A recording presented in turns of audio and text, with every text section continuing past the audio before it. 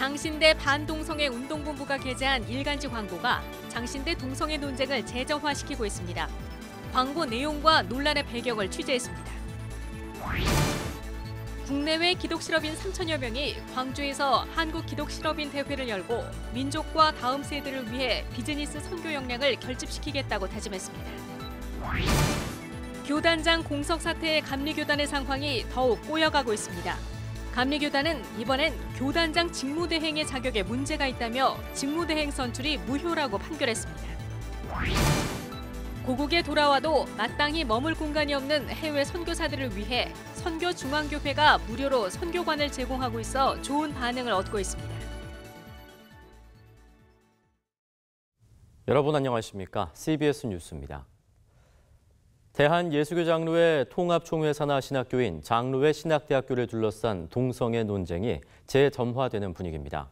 장신대 반동성애 운동본부라는 단체가 일간지에 낸 광고가 이를 부추기고 있는 상황인데요. 무슨 일인지 이순규 기자가 취재했습니다. 장신대가 동성애 논쟁에 휩싸인 건 지난 5월 학교 채플 시간에 일부 학생들이 동성애를 상징하는 무지개 깃발을 들고 촬영한 사진이 외부로 알려지면서부터입니다. 곧바로 논란이 이어졌고 장신대 측은 지난 6월 관련 학생 5명에게 각각 정학 6개월과 근신, 사회봉사 등의 징계를 내렸습니다. 학교가 학생들을 징계했음에도 장신대에 대한 비판이 이어지자 학교 측은 임성빈 총장 명의의 서신을 발표하고 학교는 동성애를 지지하지 않는다는 내용의 소책자까지 발행했습니다. 학교 측의 사과와 재발 방지 약속으로 일단락될 줄 알았던 장신대 동성애 논쟁은 지난 14일 장신대 반동성애 운동본부라는 단체가 국민일보와 조선일보에 낸 전면 광고로 인해 다시 불거지는 양상입니다. 통합교단을 동성애로 물들이는 장로회 신학대학교 이대로 보고만 계시겠습니까라는 자극적인 제목의 이 전면 광고가 교단 내에서 논란이 되고 있습니다. 광고를 게재한 장신대 반동성애 운동본부라는 단체의 실체가 모호한 데다 장신대를 향한 공격의 수위가 악의적이라는 비판이 일고 있기 때문입니다. 그러자 이 단체의 사무총장으로 이름을 올린 포항 목양테마교회 신성한 목사는 이광선 목사의 부탁으로 이름을 올리긴 했는데 이렇게 광고가 나갈 줄은 몰랐다고 해명했습니다. 신 목사는 동성애를 반대하자는 뜻에는 동감한다면서도 장신대를 무턱대고 공격하는 것은 옳지 않다고 말했습니다. 장신대를 공격하는 또는 장신대를 이상하게 얘기하는 분들, 이런 분들로부터 장신대가 보호받는 것, 곧 우리 모든 신학교가 보호받고 우리 교단이 보호받는 거예요. 운동본부의 고문으로 이름을 올린 안영로 목사 역시 이광선 목사의 권유로 단체에 이름을 올렸다고 말했습니다. 장신대 반동성애 운동본부 관계자들의 말을 종합해보면 이 단체는 예장통합총회 총회장을 지낸 이광선 목사의 주도로 만들어졌습니다. 하지만 이광선 목사는 운동본부와 관련된 말을 꺼내자마자 사무총장에게 물어보라며 황급히 전화를 끊어버렸습니다. 목사님, 저 다름이 아니라요. 그 얼마 전에 그 국민일보랑 조선일보의 장신대 그거는 우리 사무총장한테 물어보세요. 그 신 목사님이요. 예장통합총회 목회자들은 장신대 반동성애 운동본부가 이렇게 장신대를 공격하는 의도에 의혹을 품고 있습니다. 다른 의도가 있지 않는 이상 이렇게까지 과도하게 교단 신학교인 장신대를 공격할 이유가 없다는 게 공통된 주장입니다. 신학생들이 동성애 지지한 것도 아니고 동성애 혐오에 대해서 반대하는 퍼포먼스지 동성애를 지지하는 퍼포먼스가 아닌데 이거를 침소봉대시켜서 너무 그렇게. 최근 예장통합총회의 가장 큰 화제는 교단 재판국의 명성교회 세습 인정 판결이었습니다. 때문에 다음 달 열린 교단 정기총회에 관심이 집중되는 상황입니다. 이런 상황에서 갑자기 불거져 나온 장신대 동성애 논란이 자칫 명성교회 세습 문제에 논점을 흘릴 수 있다는 지적이 나오고 있습니다. CBS 뉴스 이순규입니다. 장로회 신학대학교 학생들이 한국기독교교회협의회를 방문해 명성교회 세습 문제 해결에 적극 나서줄 것을 촉구했습니다. 교회협 이홍정 총무는 학생들과 만난 자리에서 그동안 세습과 관련해 말을 아낀 이유는 총회 재판국이 판결을 내릴 때까지 기다리는 게 예의라고 생각했다며 이제 판결이 난 만큼 확실한 의사표명을 하겠다고 말했습니다. 이홍정 총무는 오는 9월 통합총회에서 총대들이 가만히 있지는 않을 것이라면서 명성교회 세습과 관련해 교단의 입장은 분명하다고 강조했습니다. 국내외 기독실업인 3천여 명이 빛고을 광주에서 민족과 다음 세대를 위해 비즈니스 선교 역량을 결집하겠다고 다짐했습니다. 한국기독실업인회 CBMC 한국대회 현장을 송주열 기자가 다녀왔습니다. 한국기독실업인회가 광주에서 먼저 그의 나라와 그의 의를 구하라를 주제로 제45차 CBMC 한국대회를 열었습니다. 한국 CBMC가 광주에서 전국대회를 개최하기는 이번이 처음입니다. 국내 33개 연합회 기수단의 입장으로 시작한 CBMC 대회에서는 개막 공연으로 민주화운동을 위해 피 흘렸던 광주의 모습을 표현한 못다 핀 꽃 한 송이가 무대에 올라 박수갈채를 받았습니다. 한국 CBMC 이승률 중앙회장은 대회사에서 4차 산업혁명 시대 기독실업인들이 현장에서 그리스도의 진정한 제자로 거듭나길 기대한다고 말했습니다. 힘든 중소기업에 함께 동참하고 그리고 또 새로운 일자리와 또 경제 성장을 위해서 우리가 믿음을 가지고 나아감으로써 자기의 신앙생활뿐만 아니라 지역사회와 국가 경제에 이바지할 수 있는 새로운 블루오션의 길을 찾을 수 있다고 봅니다. 17일까지 계속되는 제45차 한국 CBMC 대회는 각계각층 전문가들이 강사로 나와 21세기 이노베이션과 다음 세대와 통일, 성공적 리더의 역량 등을 주제로 특별 강의에 나섭니다. 첫날 강의에는 하림그룹 김홍국 회장이 강사로 나서 일터 선교사로서의 비전을 나눴습니다. 하나님 말씀대로 따르는 것, 하나님 말씀대로 사는 것이 바로 그게 축복입니다. 그냥. 19년째 CBMC 한국대회에 참가해온 한 기독실업인은 불투명한 경영 환경으로 어려움이 많지만 상생의 기업 문화를 만들어 비즈니스 선교 사명을 감당하고 싶다고 말했습니다.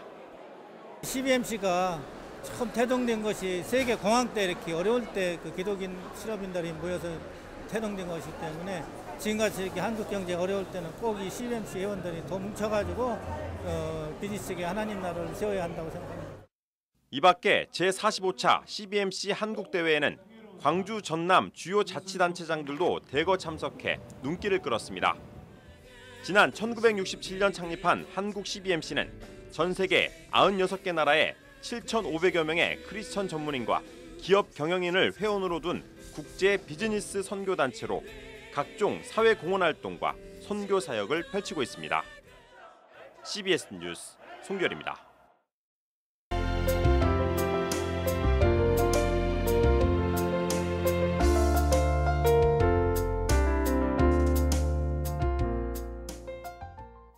해외 선교사들이 한국에 들어오면 마땅히 머물 공간이 없는 것이 문제로 지적돼 왔습니다.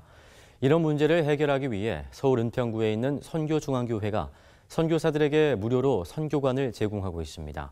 유영혁 기자의 보도입니다. 선교중앙교회 김영재 목사가 교회에서 운영하는 선교관을 꼼꼼하게 살펴봅니다. 혹시라도 머무는 기간에 불편한 점이라도 있을까 점검하고 또 점검합니다. 선교중앙교회는 2003년부터 한국에 들어온 선교사들에게 선교관을 무료로 제공해 왔습니다. 교회 건물 중 가장 좋은 4층과 5층을 선교사와 그 자녀들에게 내어주고 정작 예배당은 지하에 만들었습니다. 무엇보다 이 선교관은 선교사 자녀들이 홀로 한국에 방문했을 경우에도 무료로 이용할 수 있다는 특징이 있습니다. 아직까지 선교사님들에 또 대비해서 있는 자녀들은 지낼 만한 공간이 아직 그렇게 많이 없는 것 같습니다. 이런 숙소를 선교 자녀에게 제공해 주신다는 게 어떻게 보면 저희 같은 입장에서 되게 감사한 부분이거든요. 김영재 목사도 우즈베키스탄 선교사였습니다.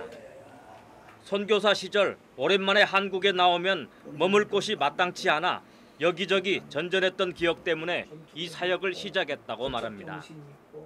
선교사들의 현실과 아픔을 누구보다 잘 알고 있기 때문입니다. 우리나라가 지금은 참 이렇게 잘 살고 좋은 나라가 됐는데 이런 나라를 떠나서 어려운 곳에서 부모 형제를 떠나서 고생하고 있다는 그 자체만으로도 우리가 충분히 위로하고 격려해 줘야 된다 그런 생각을 많이 하지요. 김 목사는 선교관을 제공하는 것 이외에도 상담을 통해 선교사들의 아픈 마음을 어루만지는 일에도 관심을 두고 있습니다. 또 해외 선교 사역을 마치고 고국에 돌아올 은퇴 선교사들을 위한 수양관도 강원도 횡성에 마련했습니다. 방 한 칸, 두 칸씩이라도 좀 지으면 이제 나중에 선교사님들 그래도 들어와서 생활하면서 같이 예배드리고 이렇게 할 수 있는 공간이 되지 않을까. 선교중앙교회는 선교사가 건강해야 한국 선교도 건강해질 수 있다는 마음으로 선교사 돌봄에 힘쓰고 있습니다. CBS 뉴스 유영혁입니다. 감리교단 정상화의 실마리가 보이지 않습니다.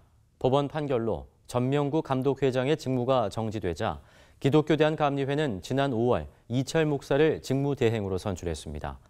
하지만 이번엔 이철 직무대행의 자격을 놓고 교단 내부에서 법적 다툼이 전개되고 있는 혼란스러운 상황입니다. 최경배 기자의 보도입니다. 교단장 공석 사태를 극복하기 위해 지난 5월 이철 목사를 감독회장 직무대행으로 선출한 기독교 대한감리회가 사태 수습은커녕 오히려 혼란이 가중되는 모습을 보이고 있습니다. 이철 직무대행을 중심으로 감독회장 재선거를 실시하려 했지만 이번엔 이철 직무대행의 자격 문제를 놓고 교단 내부에서 법적 다툼이 벌어진 것입니다. 지난 6월에 열린 총회 실행부위원회에서 이철 직무대행이 지방경계법을 어겼다며 자격 문제를 제기했던 의원들이 교단 재판부에 정식으로 소송을 제기했기 때문입니다. 이들은 이철 직무대행이 심우하는 강릉중앙교회가 지난 2009년 예배당을 이전 신축하면서 지방회 소속을 변경하지 않아 교단법을 어겼고 이 때문에 피선거권이 없다는 주장을 펴고 있습니다. 반면 이철 직무대행은 10년 동안 문제가 되지 않던 사안을 지적하는 것은 부당하다는 입장입니다. 예배당을 이전한 뒤인 2013년에 동부연회 감독을 역임했고 2016년 감독회장 선거에 출마한 데 이어 올해 감독회장 직무대행에 선출된 것으로 문제가 될 사안이 아니라는 게 입증됐다는 것입니다.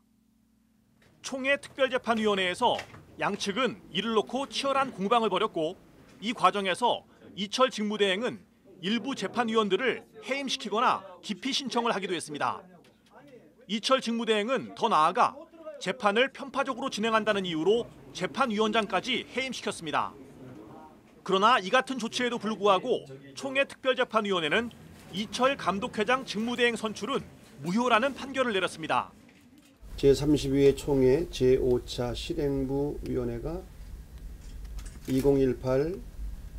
2018-518 이철 목사를 감독회장 직무대행으로 선출한 결의는 무효임을 확인한다. 둘째, 이 사건 소중 감독회장 직무대행의 직무정지 신청 부분은 각하한다. 이에 대해 이철 직무대행 측은 총회 특별재판위원회 구성원들에 대한 지명 철회와 기피에 따라 재판위원 구성에 변동이 생겼음에도 자격이 없는 사람들이 재판을 하는 것은 불법이라는 입장을 밝혔습니다. 재판위원장 구성원 중에서 참여하지 않아야 될 사람이 재판에 참여했고 또 장소도 인물이 변경했기 때문에 인정할 수가 없어요. 이철 감독회장 직무대행 자격 문제로 감리교단 본부가 또다시 내홍을 겪으면서 감리교인들이 바라는 교단 정상화의 길은 더욱 멀어졌습니다. CBS 뉴스 최경배입니다.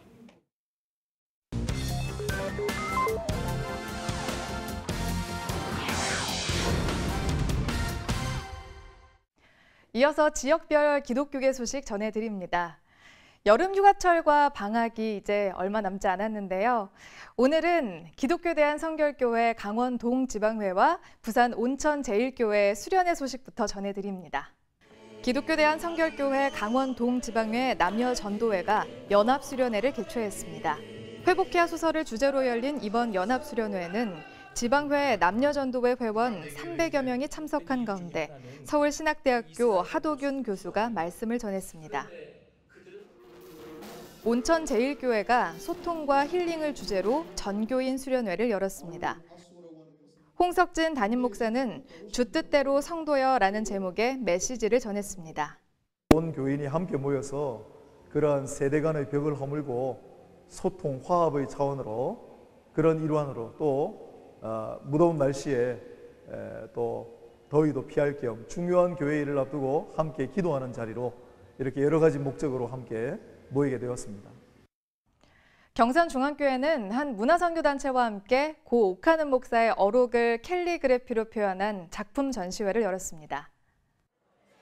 경산중앙교회와 청년제이 캘리그라피 문화선교회가 은보 옥하는 목사의 어록을 캘리그라피로 표현한 작품 전시회를 열고 있습니다. 교회는 돌아오는 주일날 성도들을 대상으로 말씀 가운 캘리그라피 나눔 행사도 열 계획입니다.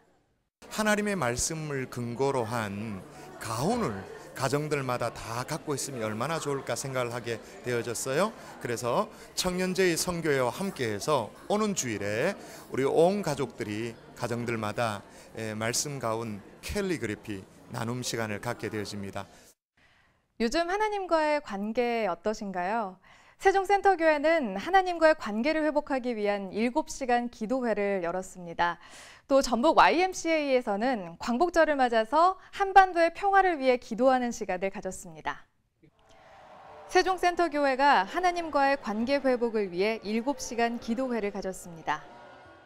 이번 기도를 진행하면서 하나님 앞에 우리가 두 손 번쩍 들고 기도하자. 또 한 가지는 무릎 꿇고 기도하자. 세 번째는 주님을 부르며 기도하자. 할렐루야. 또 한 가지 부르짖고 기도하자. 네 가지 이 특징을 가지고 기도하기를 원합니다. 전주 YMCA가 평화와 통일을 위한 기념 행사를 가졌습니다. 참석자들은 한반도의 평화를 위해 정전협정을 폐기하고 종전을 세계에 선언할 것을 요구하며 평화협정 체결에 관한 선언문을 낭독했습니다.